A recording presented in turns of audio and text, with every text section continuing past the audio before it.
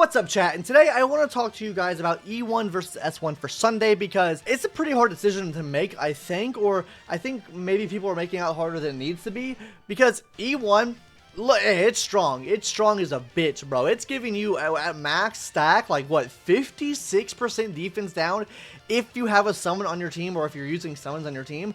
Whereas the light cone, bro, is giving you what? Let's pull it up here. Light cone's giving you energy, is giving you SP efficiency, and then it's also giving you a 45% damage bonus as well at max, just for having this on, right? I mean, this is a super solid light cone. This is a super solid E1, so I don't think either way you can go is necessarily wrong, right? But I do think there is a better way you can go. But that's what I want to talk about today, guys. Which one should you realistically be pulling for? So let's go ahead and start off with E1 first, guys. So like the biggest difference between the two guys is I think overall this gives you more damage, right? Or more damage for summonable characters or characters that you use to have summons, like aka Jinkyuan, maybe the new character coming out in 3.0. It's going to provide you with more damage than this one will. This one provides you with godlike utility, I dare say, because it's just giving you so much. And realistically, like, if we take a look at like who this affects, right? This is after the wearer uses a skill or ultimate on one ally target. Not hard to do at all. Other characters that can target one ally character on the team right now. We can go over to our Harmony characters for this. Bronya targets one ally character there. Would work on her. Who else? Ting Yun targets one ally character, so this light cone could work on that. This light cone could also work on the likes of Sparkle as well because she targets one ally character. It could also work on Hanya as well because it targets one ally character. Doesn't really work on Robin, doesn't really work on Ruan Mei because they do AoE type things, so it doesn't really work there, right? But it has some very good use cases for some of these single target buffers that we already have in the game. That's not to mention as well, guys, each time you use this, they're getting energy back as well. Say you were to use this on someone like a Ting Yun, right? Or someone that gives you extra energy back, this is going to be very solid as well. That means you're going to be getting back up to her ultimate so you can give energies to allies faster as well, though SP inefficiency is a little bit there, but this helps it out too because after every 2 instances of skill or ultimate the wearer uses on one ally character, you get 1 SP back. So this means you could technically skill every turn and be 1 SP negative with someone like a Ting Yun. This will also help out a lot with the likes of Bronya as well, because I believe what's Bronya's signature light cone do right now, right? I do think this is a better install option than Bronya's signature light cone because I believe it's it gives you what? It gives you energy regen, right? And then regenerates 1 skill point when the wearer uses their ultimate. This can only be triggered after 1 every 2 uses. This is a lot better, especially imagine if you have Bronya E1, right? If you have Bronya E1, what are you getting from that? With Bronya E1, guys, you are getting a chance to recover a skill point. So with this right here, this gives you a 100% chance every 2 turns, and then you'll get another skill point back, refunded back, if you can win the 50-50 chance every 2 turns as well. If you're using this on a character like Sparkle or Bronya, you're also getting this up as well. So I think overall, this could help any one of those characters out, even if you didn't decide to pull for Sunday, right? I do think this is a very solid light cone option for that, and also just for him as well because he can struggle with energy constraints. Let's go back over here to E1 now, guys. Now E1, like I said, very good for summons.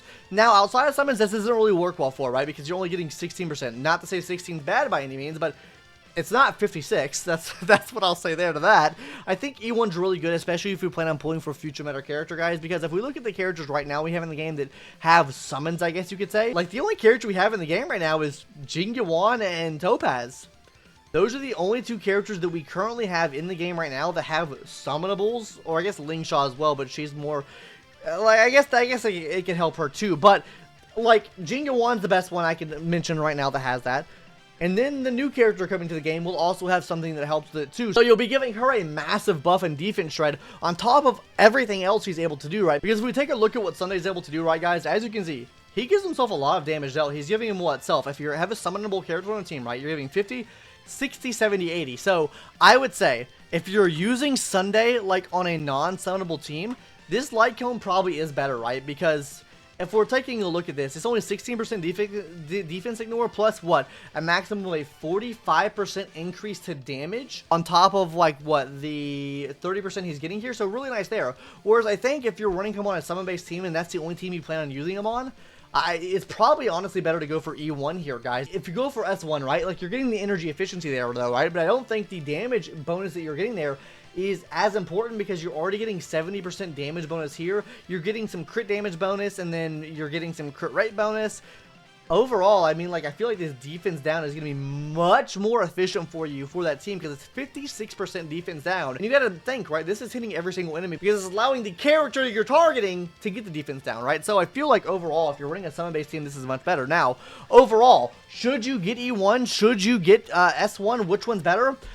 Overall, I think that S1's better. I think that S1 is probably inherently holds more value than E1 gives you, so I would probably put this as a higher pull priority in my opinion, just because of the fact that this will help out other characters, right? This will help out other characters in the future that have very single target oriented abilities or single target oriented buffs, right? So anyone else that comes out for hyper carry, this is going to help tremendously just for about any team because it's giving you free energy, free SP, it's giving you free damage percentage for any ally that you use, whereas this cuckolds you more to using a summon-based team. And I do think generally Sunday, just as a character overall, it will be fine with dealing out SP for the team or having enough SP to deal with for the team, just because of the fact whenever you pop his ultimate move, guys, you are getting that extra ability off with him, which is this right here. Is after using skill in the Beatified, you get 1 skill point back. Now, the only thing I could say with this is it might be kind of hard to get because you don't have a high energy regen, right? Like, the argument I can make here for you guys is if you wanted to go for E1 is if you had,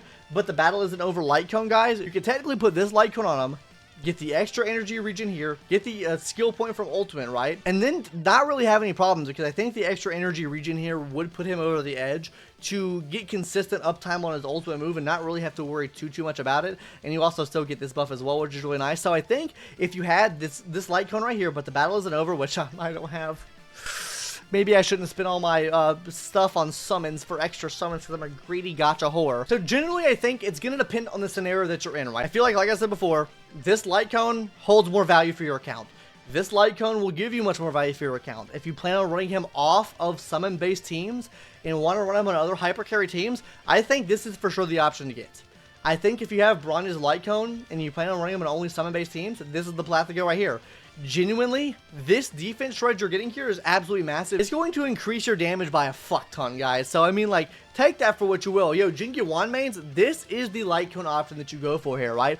So, overall, I do feel like this holds more value, but let me know what your thoughts are in the comment section down below. Are you pulling for S1 or are you pulling for E1? What's the free-to-play move that you guys think? I personally think the free-to-play move is probably to go for the light cone here, just because it's more universally accepted. You can use it across more things, and generally, light cones hold better value in my opinion, just because you can use them across multiple characters. But his E1 is super strong on summon-based teams. So, what are you guys doing? Let me know your thoughts in the comments down below. Are you pulling for Sunday even? Are you just gonna skip him or go for the light cone? Because I think the light cone is really strong. Anyways, guys, that's gonna do it for this video. Hopefully you enjoyed, and subscribe if you haven't already, guys. See you later. Bye.